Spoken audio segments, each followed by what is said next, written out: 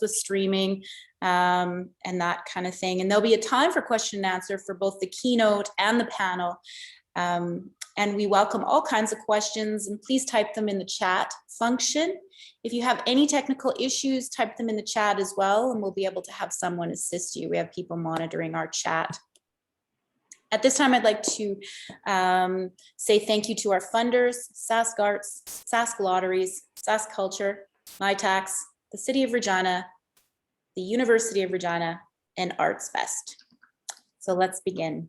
It's my pleasure today to introduce our keynote speaker, William Deresiewicz. William is an award-winning essayist and critic, a frequent speaker at colleges, high schools, and other venues, and the best-selling author of Excellent Sheep, The Miseducation of the American Elite and the Way to a Meaningful Life. His new book is The Death of the Artist, How Creators Are Struggling to Survive in the Age of Billionaires and Big Tech. Bill has published more than 280 essays and reviews. He has won the Hyatt Prize in Humanities, the National Book Critics Circle's Balakian Citation for Excellence in Reviewing, and a Sydney Award. He is also a 3-time National Magazine Award nominee. His work, which has appeared in the New York Times, The Atlantic, Harper's, The American Scholar, and many other publications, has been translated into 18 languages and anthologized in more than 30 colleges and scholastic readers. Bill has taught English at Yale and Columbia before becoming a full-time writer in 2008. He has spoken at over 140 educational and other venues and has held visiting positions at Bard, Scripps, and Claremont McKenna College, as well as the University of San Diego. His previous books are Jane Austen and the Romantic Poets and Jane Austen Education. Bill is a member of the board of directors of TIVNU, Building Justice, a social justice gap year program in Portland, Oregon, and he is on the advisory council of Project Wayfinder, which runs purpose learning programs in schools across the United States and beyond. I would like to extend a warm welcome to Bill today. Thank you. Thanks everybody for coming and sharing this event, and to Jamie and to Joseph and to Marnie and everyone else who helped put it together. So I'm just going to talk for about 45 minutes and then take some questions. There are 2 stories you hear about earning a living as an artist in the digital age, 2 stories, and they're diametrically opposed. One comes from Silicon Valley and its allies in the media and academia. It goes, there's never been a better time to be an artist. If you've got a laptop, you've got a recording studio. If you've got an iPhone, you've got a movie camera. GarageBand, Final Cut Pro, all the tools are out there. And if production is cheap, distribution is free. It's called the internet. YouTube, Spotify, Instagram, Kindle Direct Publishing. Everyone's an artist. Just tap your creativity and put your stuff out there. Soon, you too can be making a living doing what you love, just like all those viral stars you read about. That's the first story. The second story comes from artists themselves, especially musicians, but also writers, filmmakers, people who do comedy. Sure, it goes, you can put your stuff out there, but who's going to pay you for it? Digital content has been demonetized. Music is free, writing is free, video is free. Even images you put up on Facebook or Instagram are free because people can and do just take them. No, everyone is not an artist. Making art takes years of dedication, and that requires the means of support. If things don't change, a lot of art will cease to be sustainable. Those are the 2 stories. Now, I didn't write this book to figure out which story is true, because I was already pretty sure that the artist story was the right story. And doing the research, which involved, among other things, over 140 in-depth interviews, confirmed it. The reason I wrote the book is because people are still making art. People are still even making a living, or at least a partial living, making art.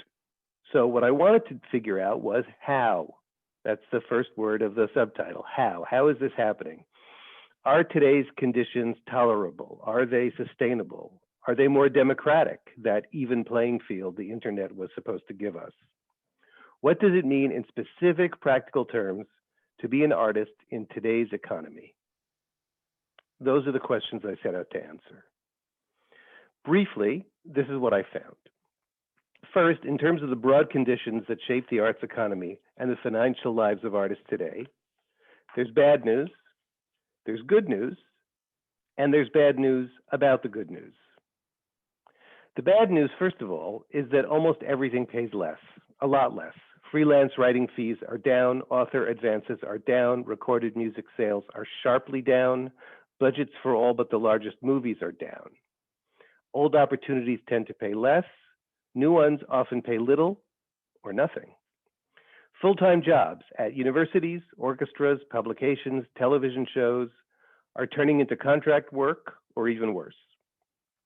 And what money's left is going more and more to the superstars at the top. This is called the blockbuster effect. So for example, in the 1980s, 80% of revenue in the music business went to the top 20% of artists. Today, 80% of revenue in the music business goes to the top 1% of artists. In the art world, and this may be the most appalling number of all the appalling numbers I report in the book, 64% of annual global revenue from the sales of work by living artists, 64% goes to 20 people. The other most important piece of bad news is that costs are up. For while production and distribution may now be cheap or free, although production often isn't that cheap, those are not the two main costs of making art. The two main costs are staying alive while you make it and becoming an artist in the first place, which means principally rent and tuition. Now, in the United States, both of those have been soaring for years. I know in Canada, tuition is much lower. I don't know if it's been going up, but the main cost is rent, whether you're staying alive or just becoming an artist, because it means time and time means rent. And I suspect that living costs, both for living space and workspace, rental costs rather, have been going up in the major Canadian centers, just like everywhere, not just in the United States, but in Europe and elsewhere, up and up and up. But as I also said, there's good news. The internet has really opened up tons of new opportunities. You can teach classes, give workshops, do commercial work and client work, find new ways to be recognized by the gatekeepers of the culture industry, the labels and publishers and galleries and critics and dealers and producers. More importantly, the internet has indeed enabled you to circumvent the gatekeepers altogether by appealing directly to the audience. Yes, you can post your stuff on it, your visual art on Instagram, your music on Spotify or YouTube. You can sell your stuff on Etsy. You can self-publish your novel on any one of more than a dozen platforms, or post your short writing on Medium and other platforms. As people say today, you can aggregate an audience and then you can monetize it. Those are the terms of art that everybody uses. And one of the most important ways you can monetize it is through crowdfunding platforms, principally in the arts, Kickstarter and Patreon. Most of the artists I talked to were younger, under the age of 40. Pretty much all of them had some involvement, often a great deal of involvement, were with one or both of those crowdfunding platforms. But as I said, there's also bad news about the good news, and it comes in two main parts. First, while there are tons of new opportunities, there are also millions of people pursuing them. And when I say millions, I mean millions. Amazon's Kindle store, for example, adds books at the rate of well over 1 million a year, the vast majority of those self-published. Spotify adds songs, I just heard this the other week, at the rate of 40,000 a day, which adds up to almost 15 million a year. Each year, about 10,000 films are submitted to Sundance. I suspect the same is true with the Toronto Film Festival, of which the festival accepts about 100. The second piece of bad news about the good news is that while you can do it yourself, you also have to do it yourself. And that's true if you're not connected to the culture industry, if you don't have a gallery or publisher or agent, and it's still substantially true even if you are. I spent a great deal of time in the book describing in granular detail what this looks like, both in general and for each of the four main arts I talk about: music, writing, visual art, and film and television. And to get even more specific, because everybody's story is different, I sketched profiles of half a dozen artists in each of those categories, and again, mostly younger ones. And I'm going to read one of those profiles in a minute. But first, to speak broadly about doing it yourself, what it means is that you effectively function as a one-person business, complete with production, management, marketing, and distribution departments. So that means dealing with the nuts and bolts, like planning and running a tour, organizing a film shoot, shipping and invoicing artwork, handling clients, chasing down payments, attending to taxes and legal structures, making budgets, and keeping accounts. But it also means, or should mean, thinking strategically, seeing new openings, conducting market research, diversifying your product lines and income streams, developing and managing your brand.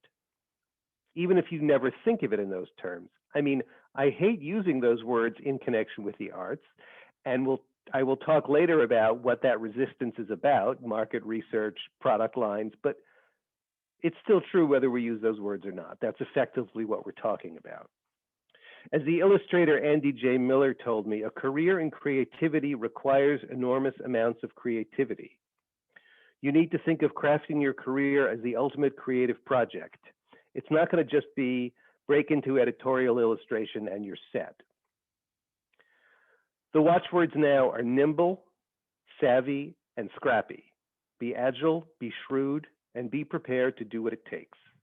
But necessity here is also opportunity. Artists now must, but also can, bring to their careers the same open-minded curiosity, the same ability to envision new possibilities that they bring to their art.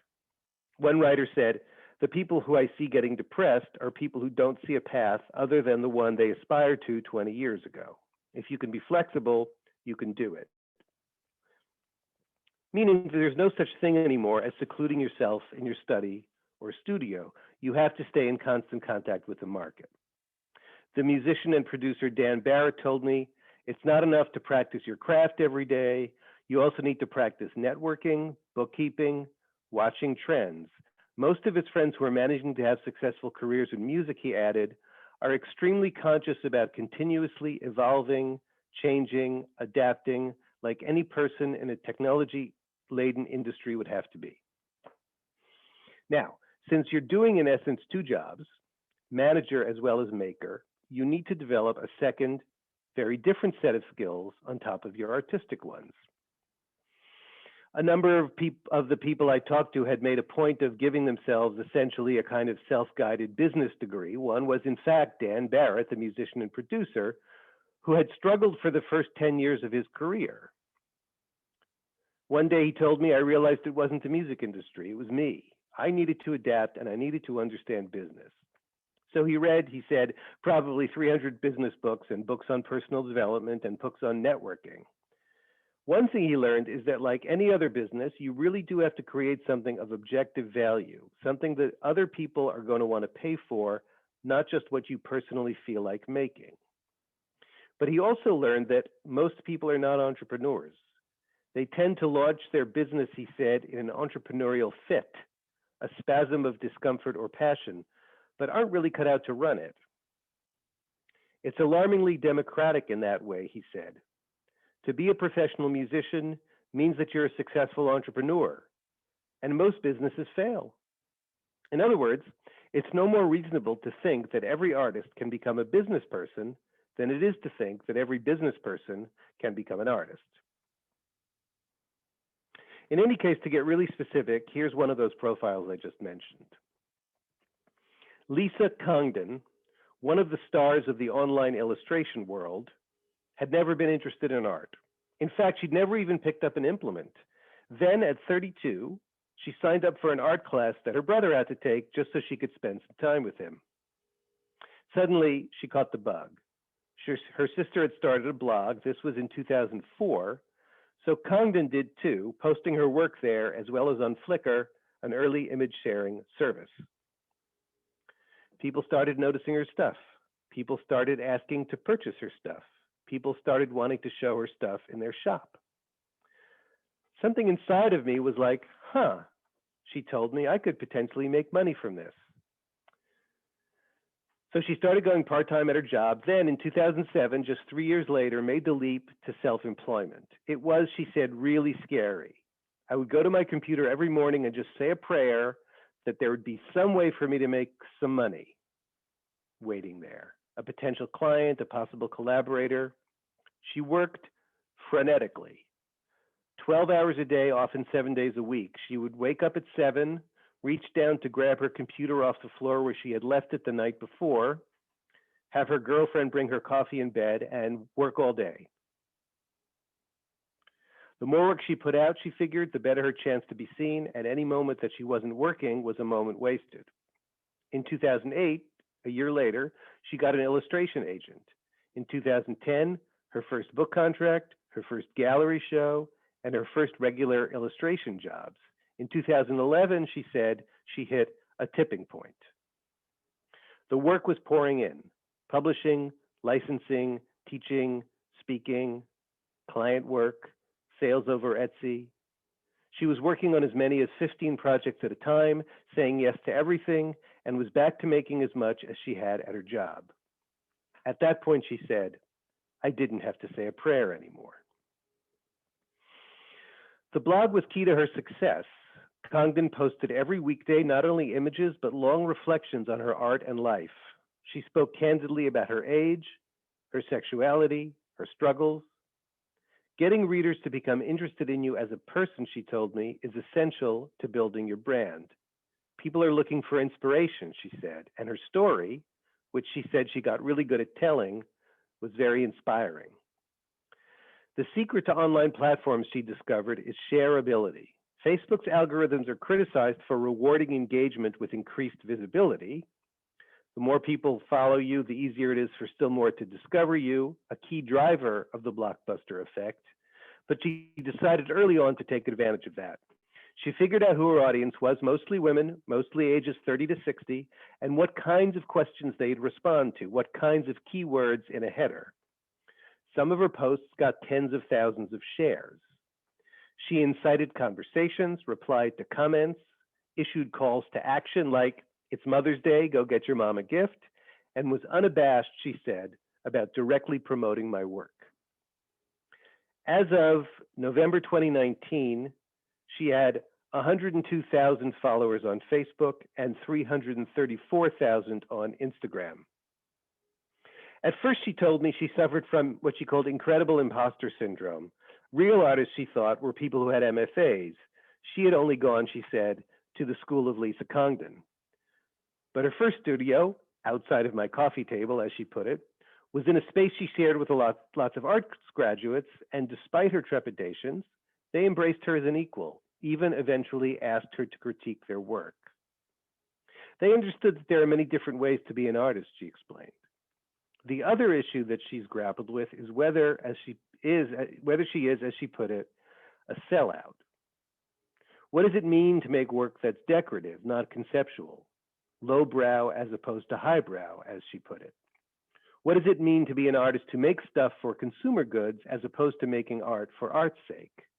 What does that say about me or who I am or my talent? But by the time I spoke to her, she had come to see those alternatives as simply representing different choices. Plus, around the time she started, figures like Shepard Fairey had become models for a more commercial way of being a quote-unquote respectable artist. Then she said, I became a model for other people. In 2017, after 10 years as a full-time artist, Congdon published a post on her blog. The post is called Today is Going to be Awesome. And the blog is called Today is Going to be Awesome. And the post was called On Self-Employment, Workaholism, and Getting My Life Back. In it, she confessed some things that she had hidden even from herself for many years. By 2011, the year of her tipping point, she wrote, she was already suffering from chronic neck and back pain, as well as almost constant anxiety. Her relationship with her girlfriend was also suffering. Yet despite the warning signs, she had pressed on. I told myself, you can do this. You work fast. You don't need much sleep. Meanwhile, she explained to me, I wanted to appear as though I had it all together. People looked at me from the outside and held me out as someone who managed to do all these things and do them with a smile on her face. But by 2016, 5 years after her tipping point, she wrote, I hit bottom. I was strung out, uninspired, anxious, and in chronic pain. I was miserable. She had finally had enough. Now a year later, when I spoke with her, she had managed to relearn how not to work, how to slow down, how to set boundaries, how to read more than a paragraph at a time, how to enjoy the things she used to love to do when she was younger, how to make art at something other than, as she put it, daily Instagram speed, how to have a life. It's not glamorous to be busy, she concluded her post. It's just exhausting, and I am done being exhausted. So, that is one picture of the life of the working artist in the internet age. As I said before, every story is different, which is why I have a lot of different stories in the book, but this one is representative in important respects. The opportunities that the internet has opened up for outsiders, as well as for people who aren't outsiders. The centrality of audience engagement via internet platforms for building and sustaining a career. The incredibly hard work it takes to live that kind of life. And the cost it has, both personally and with respect to your art, the effect it has on the art you make. Because remember that artists are not just competing now with every other artist in the world. They're competing with every other entity that has a presence in what we now call the attention economy.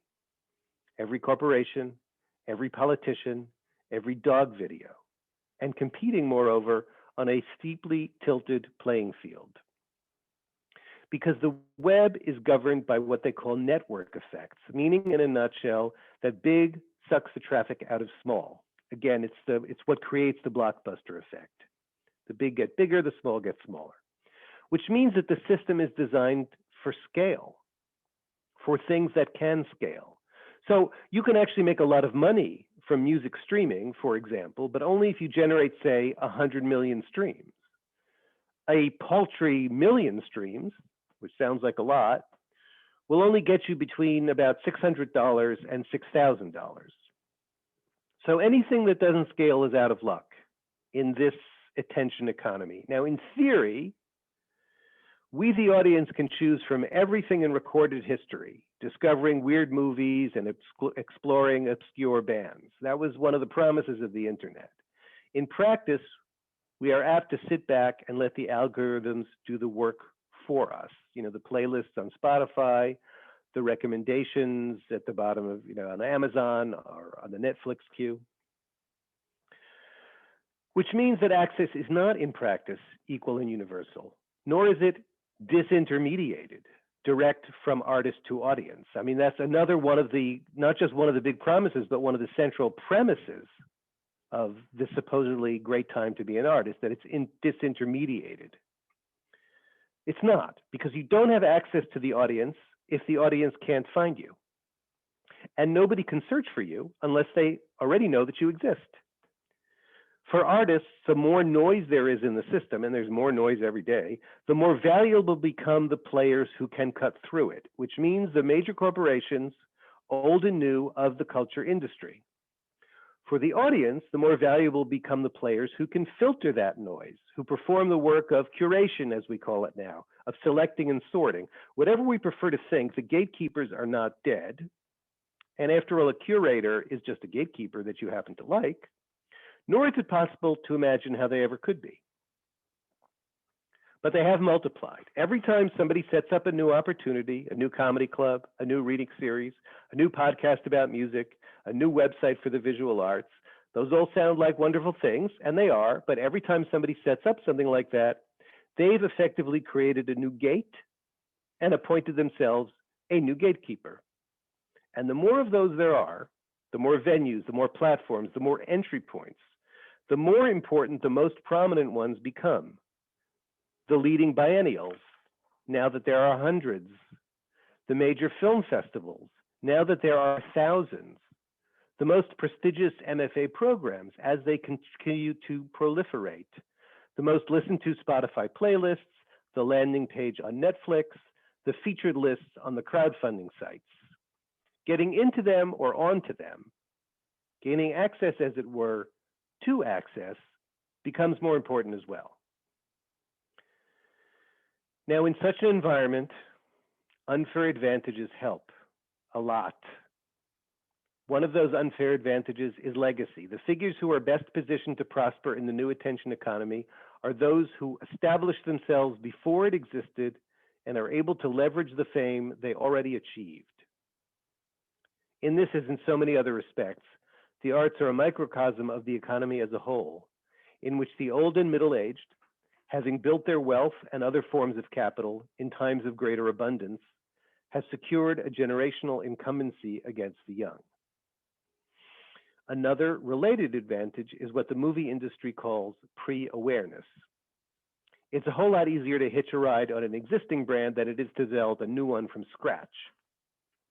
That's why Hollywood is dominated now by franchise movies, and television seems to be remaking every show in history. It's why Paris Hilton can release a gold record.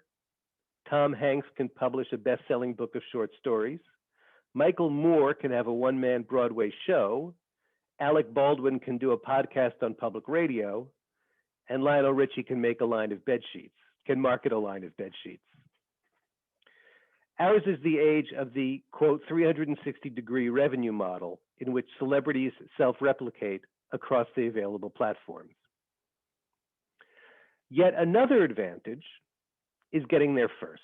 People who are early to a given platform, who are bold enough to try a thing before the rest of us have even heard of it, benefit simply from the lack of competition. This was one of the themes that came up most consistently in my interviews, especially among the artists who had found the greatest success.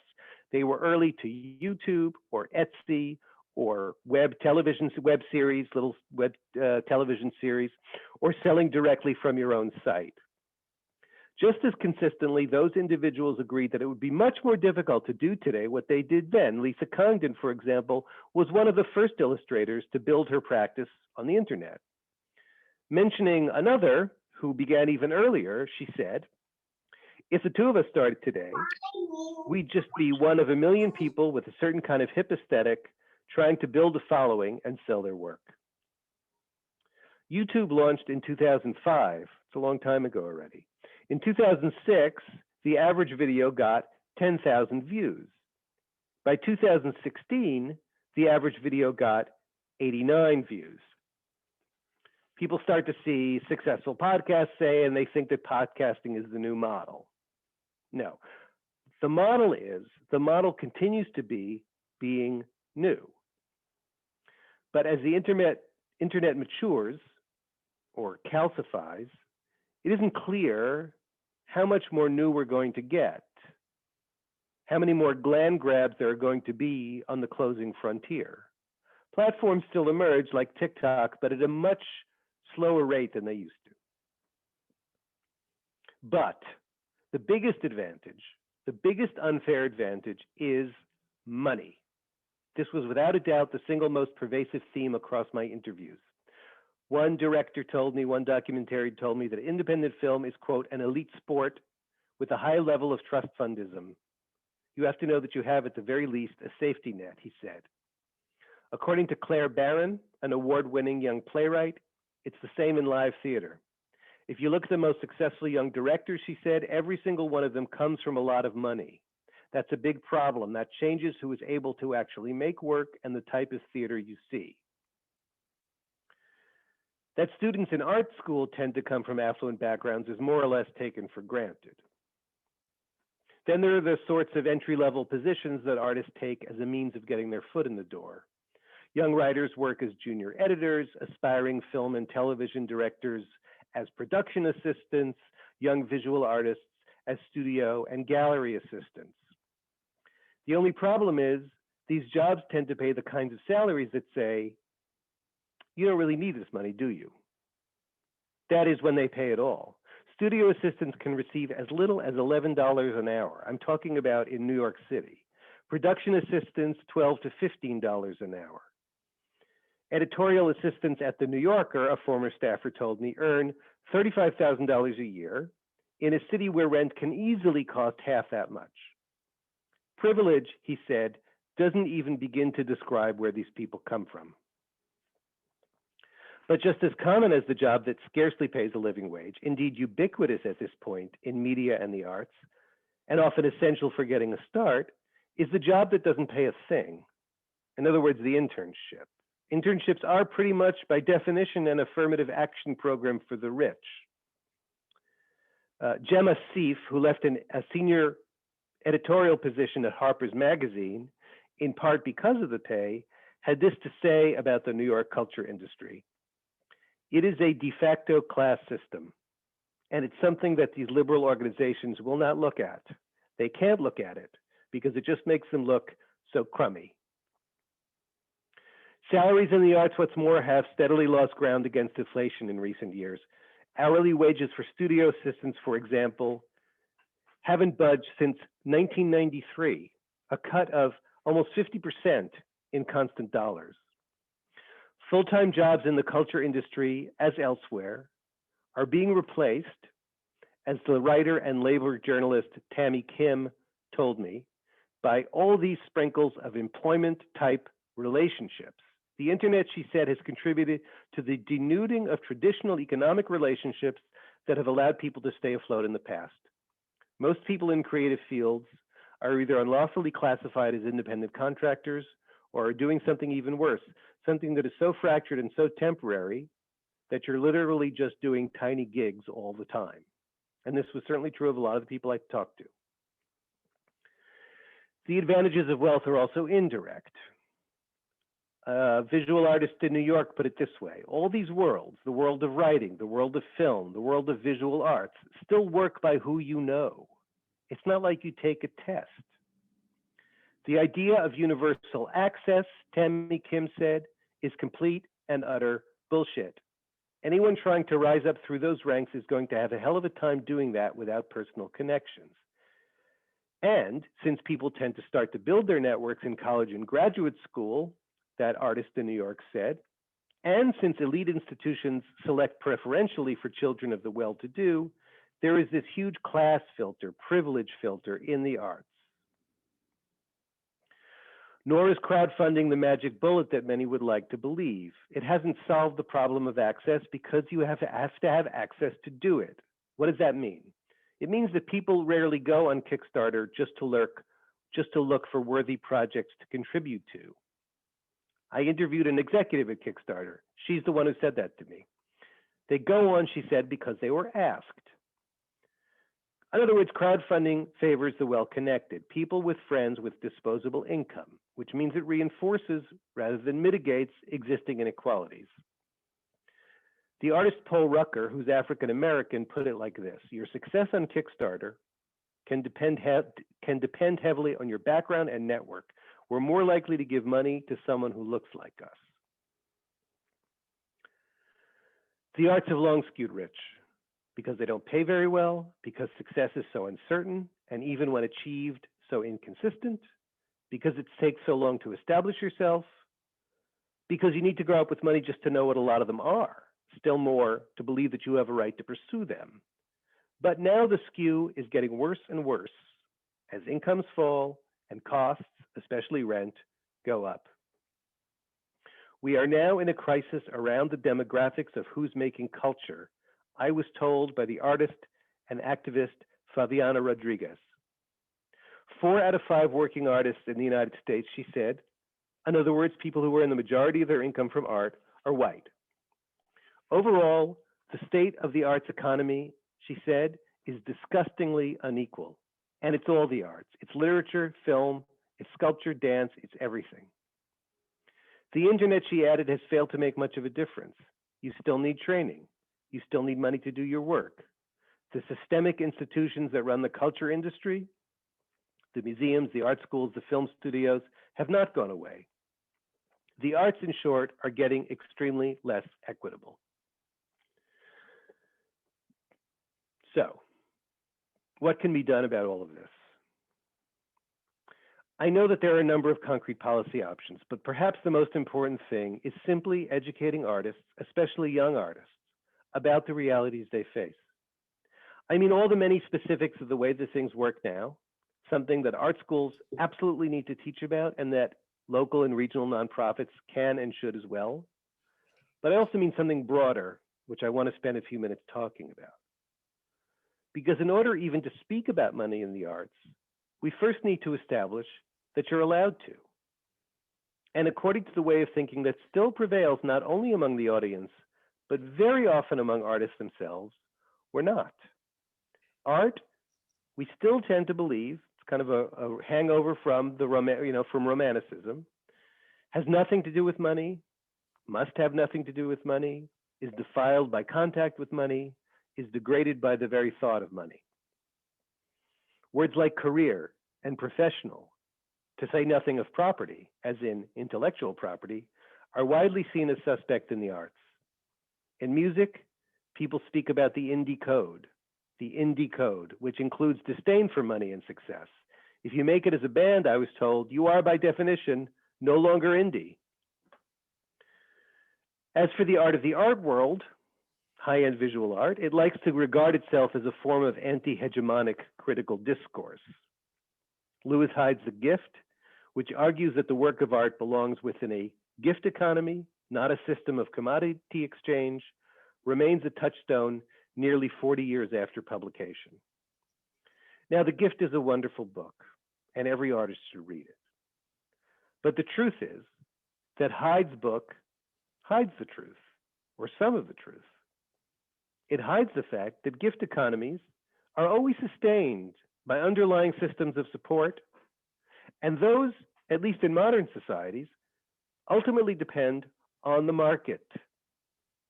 In the nonprofit realm, for example, including higher education, prestige and status is negotiated under the table for cold cash. A writer may earn nothing from her poetry collection, likely published by a nonprofit press, but it will help her win a faculty position. A museum show pays nothing to the sculptor, but it raises the prices his dealers can charge. Grants, awards, residencies, lectures, commissions, all are ways that institutions launder money, often received from very rich donors who didn't make it playing patty cake, for artists. You aren't paid for selling anything, God forbid, just for being who you are and doing what you do. This kind of false consciousness, also known as denial, shades over into hypocrisy. Katrina Fry is a young consultant, in effect a career and life coach for artists of all kinds in the Los Angeles area. Stop BSing yourself, she tells her clients. Don't pretend you're selling your soul by trying to make something commercial. Guess what? You already are making something commercial. Such posturing is endemic to the art world, where questions of money are particularly fraught, given the close adjacency of revolutionary rhetoric to small mountains of cash. It is important to create the illusion that it's not a business, one painter has written, and that your relationships do not exist to serve your career. Artists like Andy Warhol and Jeff Koons, in naughtily flaunting their interests in money, writes Hans Abing in Why Are Artists Poor, exemplify a common refinement. By being ironic about what lies at the core of the arts, the art world playfully consolidates the denial of the economy. You can also just lie. If artists don't talk about money, that's often because they'd rather not talk about their own, especially if it has come to them from parents or spouses. There's a great deal of privilege, financial and otherwise, across the arts, as well as a strong desire to conceal it. Talking about your trust fund or your sweet connections, the feeling seems to be, or even about the way you had to hustle, network, and throw a few elbows, would undermine the impression that you earned it all through your own awesome specialness. In the ultimate form of disingenuousness, images of artistic purity are themselves deployed as marketing strategies. This dodge has been common in popular music since at least the 1960s, Poverty is authenticity, and authenticity is everything. So, bands will take limos to photo shoots where they dress up as bohemian vagabonds. As for the art world, Hans Abing writes, it is often commercial to be a commercial.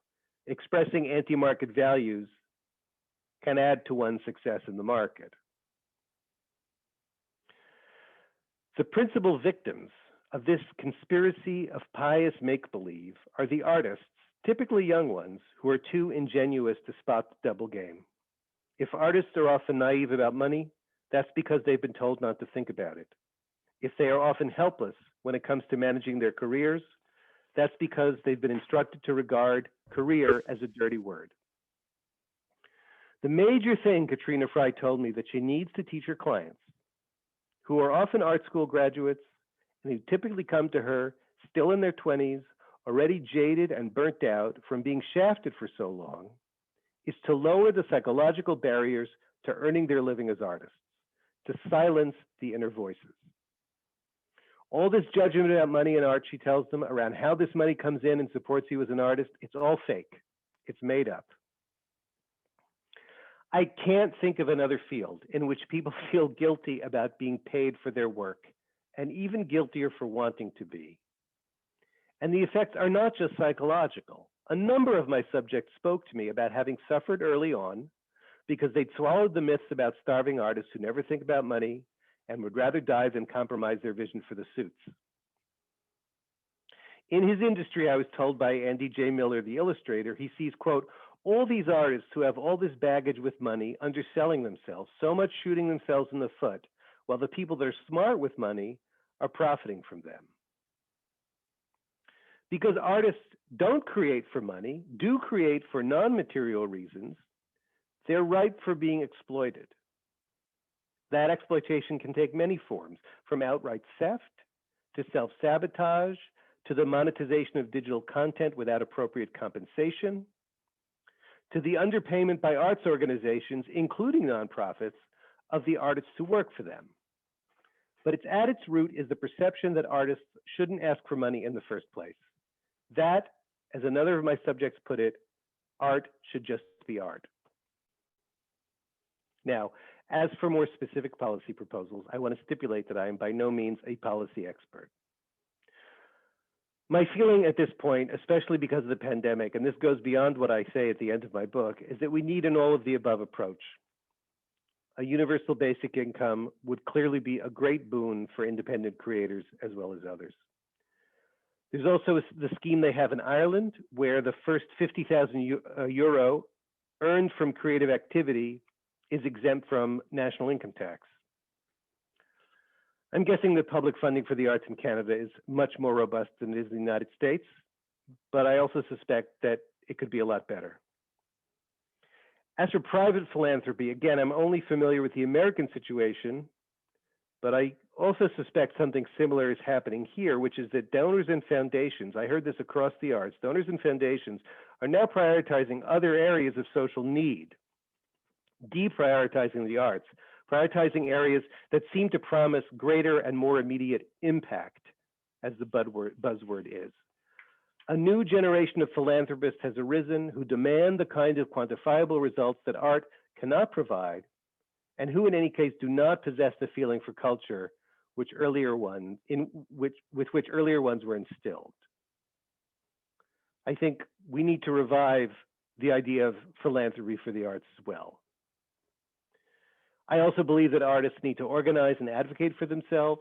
I mentioned a number of organizations in the book.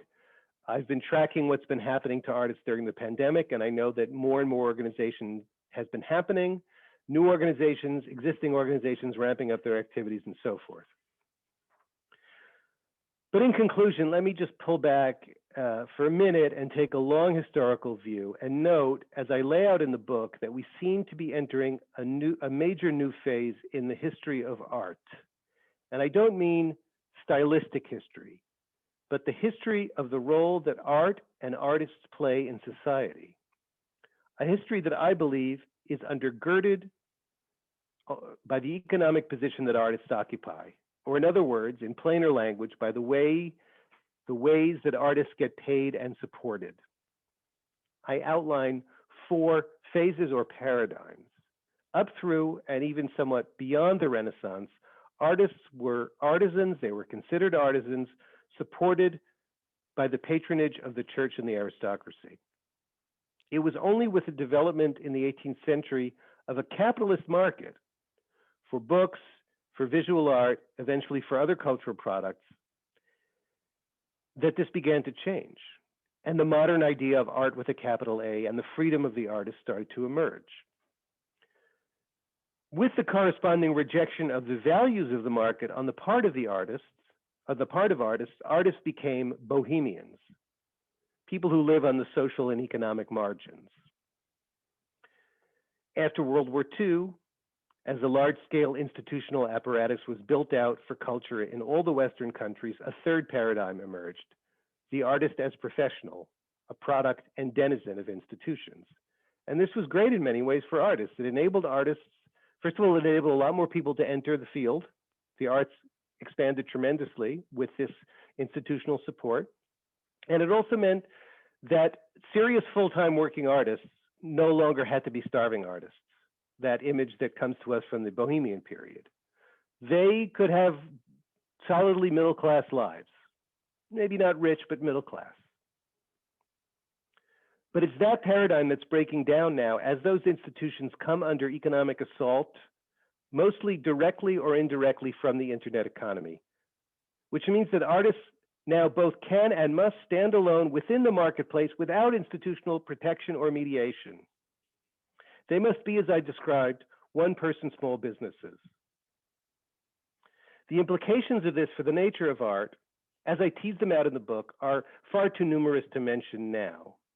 I will only say the most important one, the overarching one, that what's at stake is whether art, if it has to serve its masters in the market, can retain its independence as an autonomous realm of expression, a way to speak new and uncomfortable truths. What's at stake, in other words, is the continuing freedom of the artist. Thank you.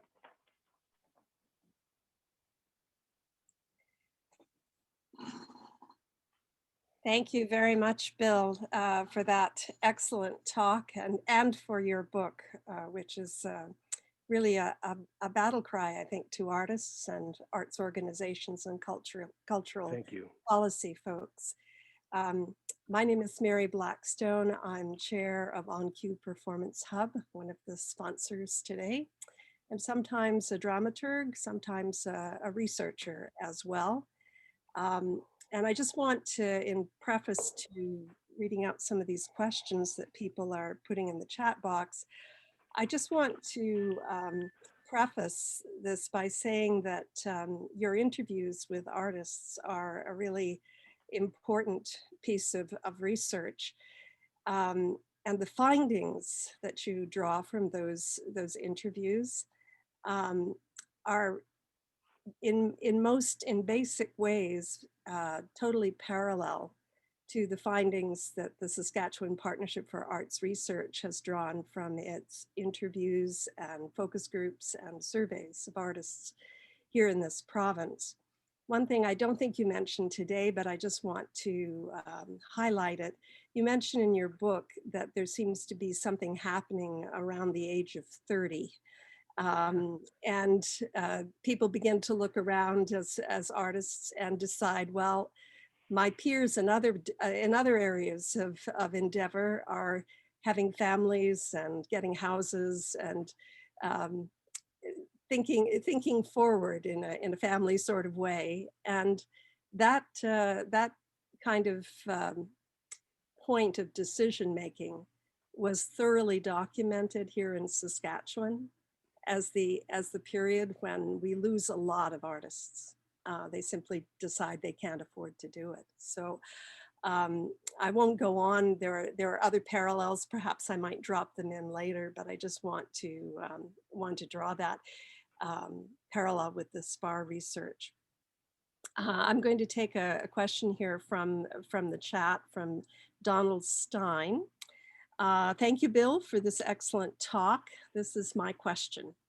Since art and music and English writing programs in the US graduate schools, I think somewhere between They cost somewhere between 100,000 and 250,000 each year. That means millions of new entrants in the past 10 years.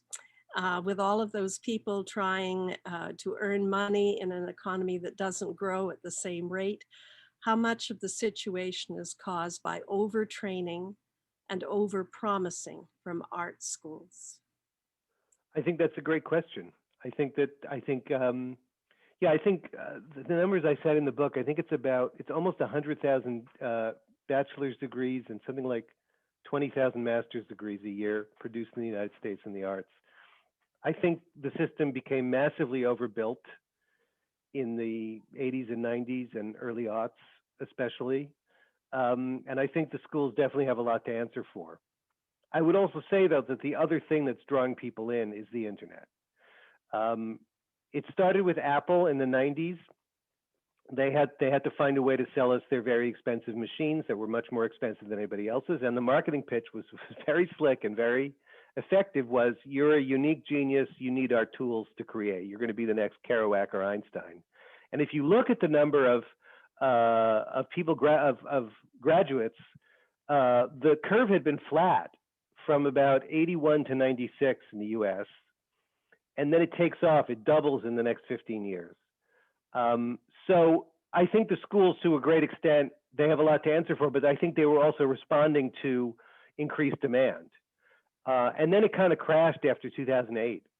But what school is going to shut itself down? What school can afford to downsize?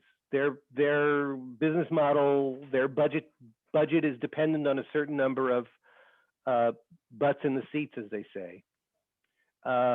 Which means, just to finish this answer, they've severely dropped their standards. So now they're accepting most schools, except the very few most prestigious ones, accept well over 50% of people who apply. And many of them should not be going, and let alone taking on the kind of debt that going to art school involves now.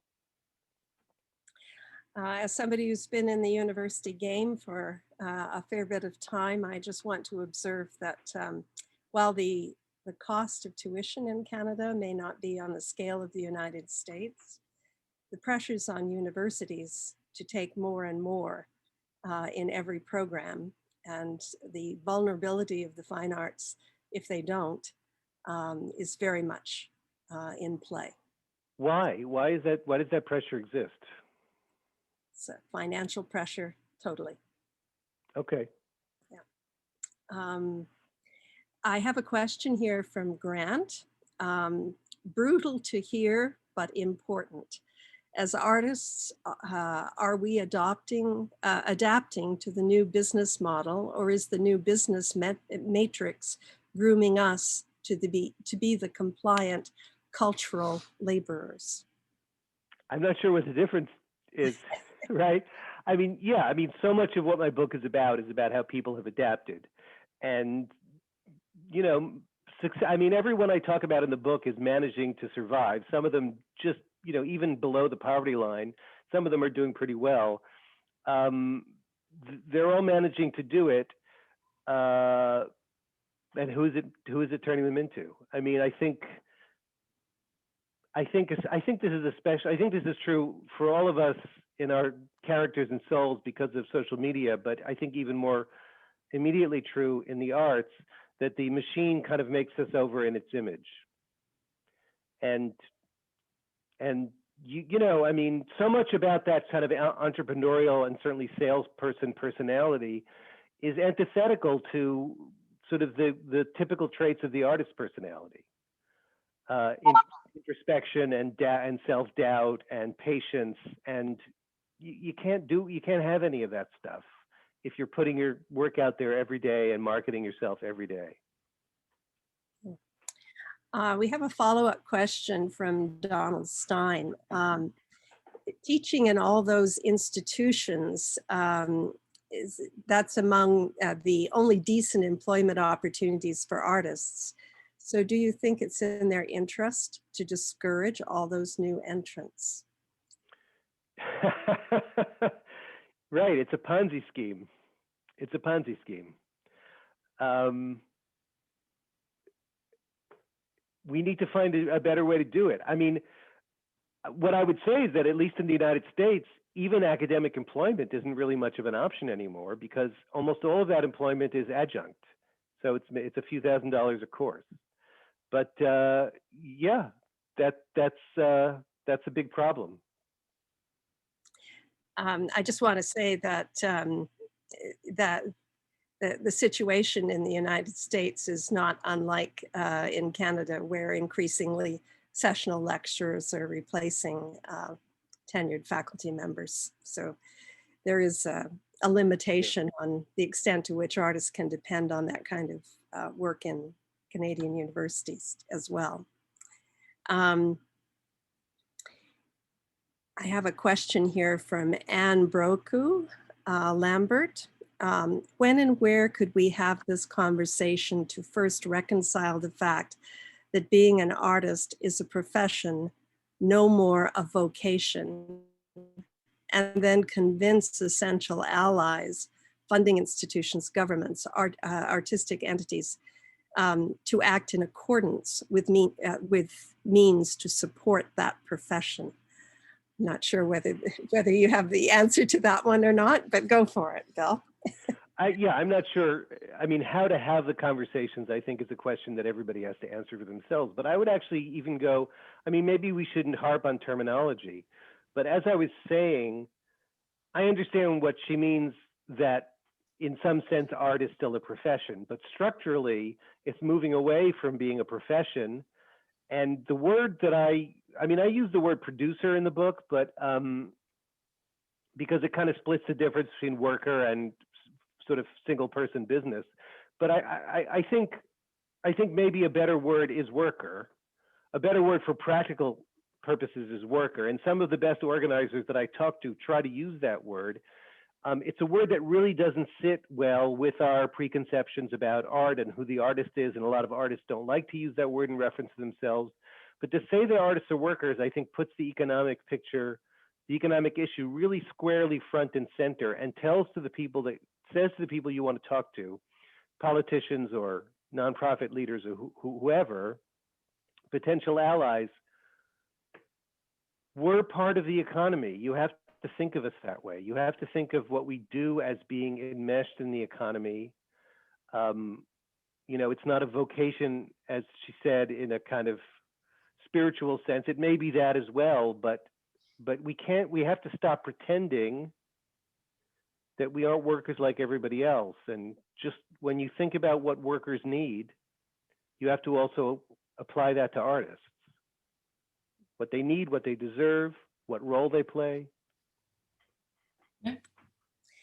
Well, we have one other question here that I'm just going to bring up. It's from Brendan Niskola, and it's a good transition question, I think, to our panel. So Brenda's response is, powerful words. I wonder if the basic income part is envisioned as arts only or society-wide. And I'm curious, the conversation, as you'll see in Canada, is really ramping up around basic income. I'm not really sure where that's at in the United States. I have an idea, but I'm not really sure that I know. Yeah, I mean, you probably know that Andrew Yang raised it in the presidential debate. I think it's receded as a policy, but it's at least on the table. I mean, I think again, I'm not a policy person. I presented two different models very, very briefly in the talk.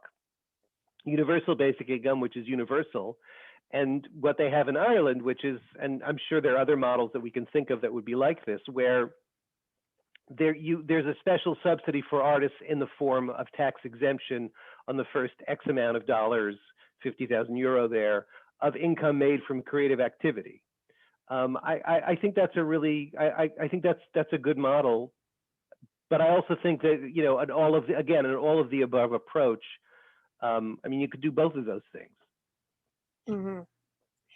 Well, thank you very much, Bill, for that. And I think you're sticking around for the panel. And so absolutely, we'll have more questions and discussion. I'd like to now introduce the panel part of our presentation today. The panel is going to be focusing on issues relating to artists' livelihoods, the digital economy, And